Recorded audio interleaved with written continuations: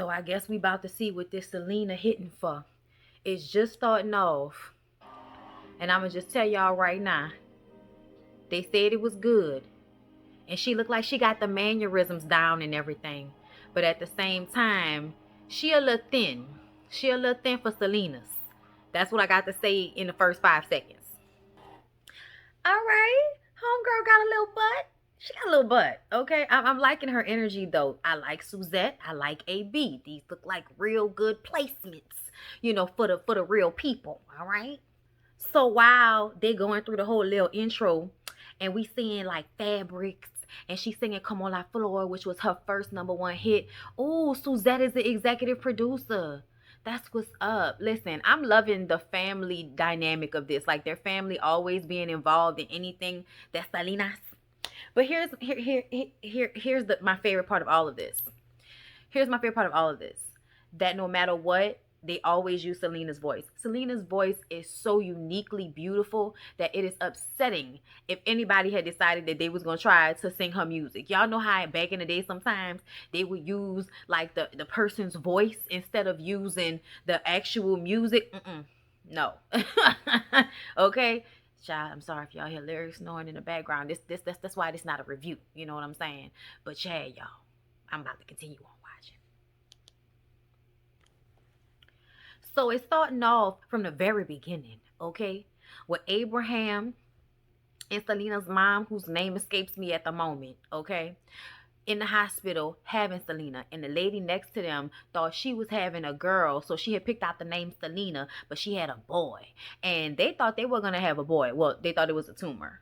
I don't know what doctor told them she had a tumor instead of thinking she was pregnant first. Like, he shouldn't have never been a doctor. But anyway, they end up, of course, naming the baby Selena.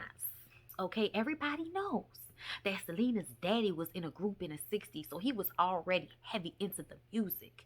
So Abraham hears Selena singing with this very strong voice for a little girl outside catching fireflies like a little angel, because that's how you see Selena. Like Selena and Aaliyah have that same type of feel where they came, they conquered, and then like God sent them here just to bless us, they're gone. You know what I'm saying? Like that's the feel that I get from Selena. And in that moment when she's outside just effortlessly singing as a kid with this like really deep and buttery tone to her voice, catching fireflies. Like the magic. The magic. Okay. So now, of course, the daddy won't put a little group together. Y'all know. I mean, y'all say what y'all will, but he is the Mexican Joe Jackson without the beating. The daddy teaches Selena's the music. They start a little band. They play at Papagayos. I think that was the name of the restaurant. I always forget Papa something, okay? But the restaurant went under because y'all know Reaganomics, the 80s, the recession. Y'all gonna learn to stop making, reality stars and actors and people who are not politicians presidents. Child, they had to go get the food stamps. Somebody recognizes, oh, you're the little girl that sings at Papagayos. Child, Abraham was so damn embarrassed. Okay, I am a proud Mexican man. Okay, you got me out here getting the food stamps, but what they gonna do? Okay, Marcella said, hey, we gotta feed these damn kids.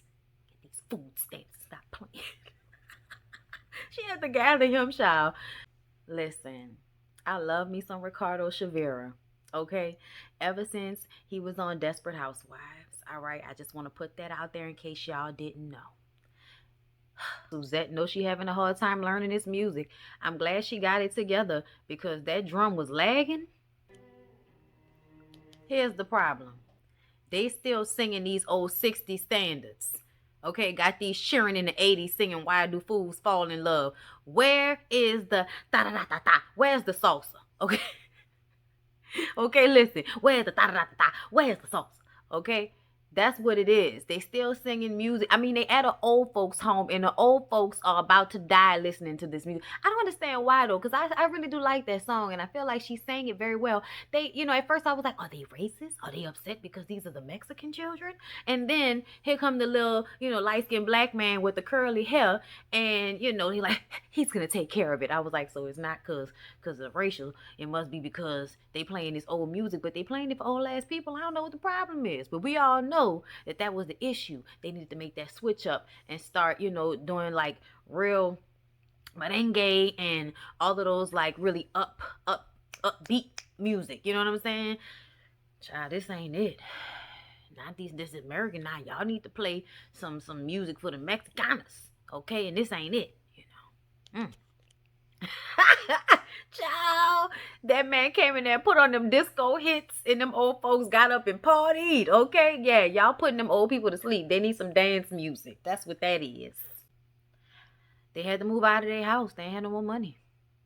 Now they got to go to Uncle Hector's house. He tried to get them to move into a garage, like a tire garage.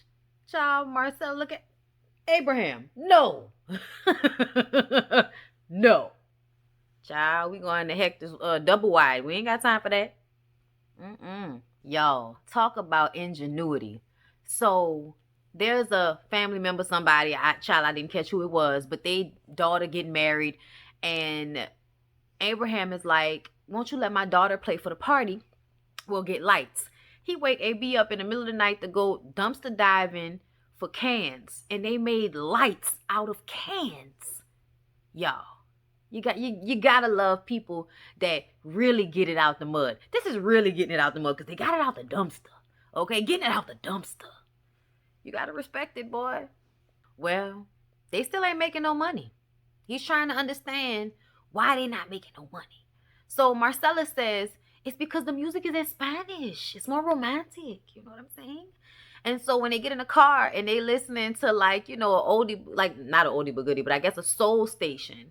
And they like soul, R&B. That's what they seem to like. But they got to listen to that Tejano. They gotta listen to what the Mexican kids are listening to, and they not really listening to the oldies or soul music. They listening to Tejano music. You know what I'm saying? I'm probably saying it wrong, but I think I'm saying it right.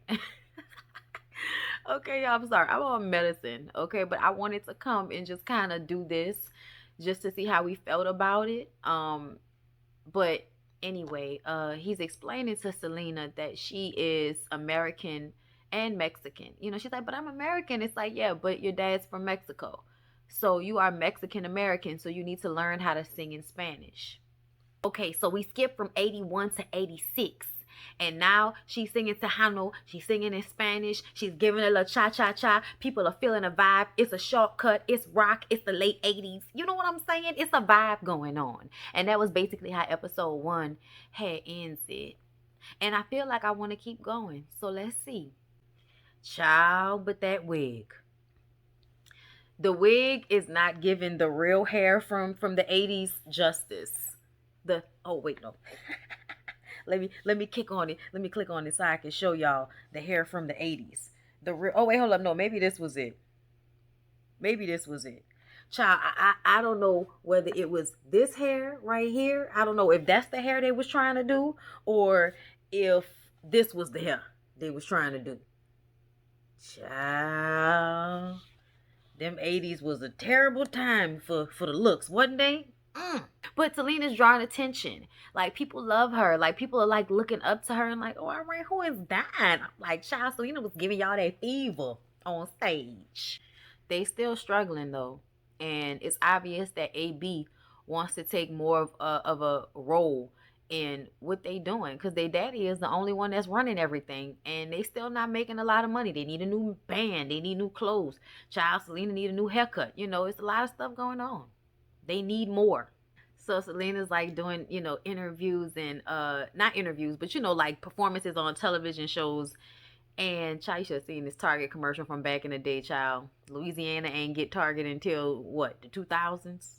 But anyway, she doesn't speak Spanish well. We all know that though. Like, that was one of the main things, that she didn't speak Spanish as well as she sung it. So she's getting interviewed and she doesn't know how to say, I made my outfit by painting it in Spanish. Child, it's so funny when you see how people be doing the same things. Because like growing up here in New Orleans, I know my grandmother, my great grandmother, like they knew patois, but they didn't teach it to my mom and them because they wanted them to be more, you know, integrated into American society. They don't want you to speak any other language but English because they think that'll make life harder for you being bilingual. Child, racism.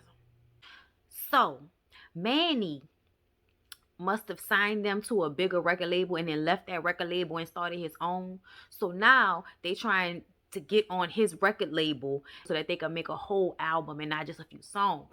At the same time as Abraham is sitting down talking to Manny, we see AB go sneak into some event. It looks like some type of award show or something like that. I'm not sure. But he sneaks in so he can try to talk to Mr. Silver. Okay, see, now I see. Silver is the producer. So if they can get both of them, they can get a really good record. And see, they kind of writing them off. Y'all just a bunch of kids. But AB and Abraham both know that Selena is the star. Okay? And Manny just left all his stars at the other label, so he needs Selena's. I'm gonna keep adding this S to the end, y'all. I know her name is not Selena's, but y'all know how they was like, anything for Selena's in the original movie. Come on now, don't do this with me. Anybody's watching this, you already know why I'm calling her that. Man, it look like they finagled that. I mean, AB said, listen, everybody in there, okay, it's somebody that started off just like me, hearing no after no after no, all right? I'm not trying to add an accent on it, though. I'm sorry. Okay, but he's just saying, like, real passionate about it. Like, hear us out, man. Give us a song, please, please. You know what I'm saying? So he like, I'll give you one song. Avery was like, we need 3. I was like, the cojones. I love it.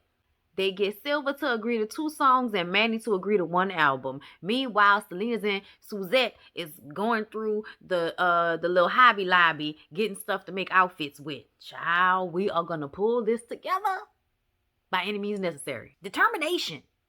Abraham and Marcella have to go to school because Selena is missing schools on Fridays, Mondays, and now some Thursdays. And the teacher is like, listen, she has to be here, okay? I can't have these students just riding around texting the van somewhere. And he was like, no.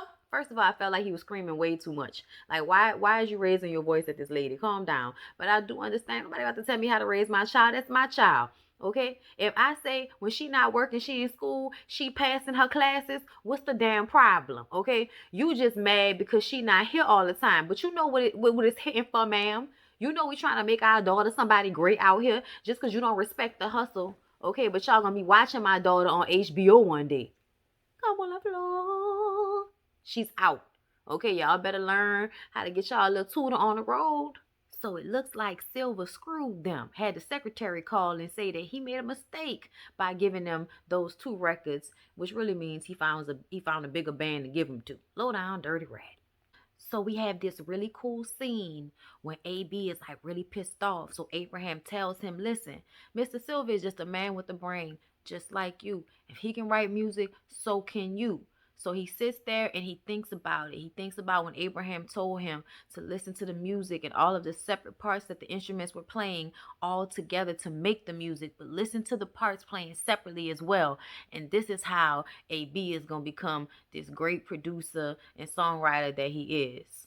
Along with Ricky, who lives down the street, who's an excellent keyboard player, they put together a first song for Selena to record, and it's about, you know, like a first kiss type of situation, and all the little young teenage girls are feeling it, and she's designing these really terrible 80s costume, you know, performance costumes for everybody, and they're good because she created them by hand.